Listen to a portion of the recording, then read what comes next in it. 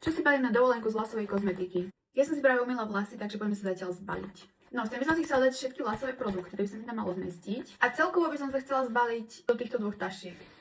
Do tejto a ešte do tejto jednej sivej, akože pochybujem. Dobre, začnem úplným základom, aby som na nič nezabudla, takže šampón, kondicionér, maska a štipec do sprchy. Dobre, tak sme mali vybavenú sprchu. Teraz po sprche lívinko, ale rozmýšľam, že si nezoberiem plnšie. Zoberiem si toto plnšie pre istotu, aby som nemala málo náhodou. Ďalej olejček do pokožky, snad sa mi podarí aspoň raz naolejovať. Olejček do dĺžok, tonikum do pokožky. Ďalej potrebujem kefu na rozčesávanie, bez toho by som sa nezaobišla. Malý hreben do kabelky pre istotu. Štipce na olejovanie. Druhý štipec na suché vlasy. Jeden mám v sprche a jeden na sucho. Nejaké gumičky. Miesto potravinovej fólie, lebo je veľká, si zoberiem na olejovanie takúto kúpaciu čiapku, alebo čo to je. Teraz musím dobre porozmýšľať, či mám všetko. Do sprchy veci, na sucho.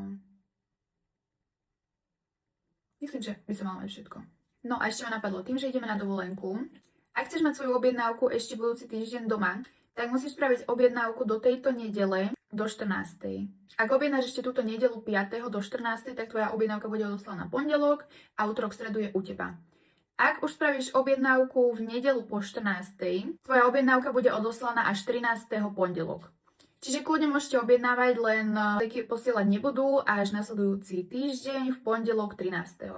Takže len aby ste o tom vedeli a mysleli na to, že bude krátka dovolenka a balíčky sa nebudú 4 dni posielať. Ďakujem za pochopenie. Toto je jediný týždeň v roku, kedy si beriem dovolenku a neposielame balíky.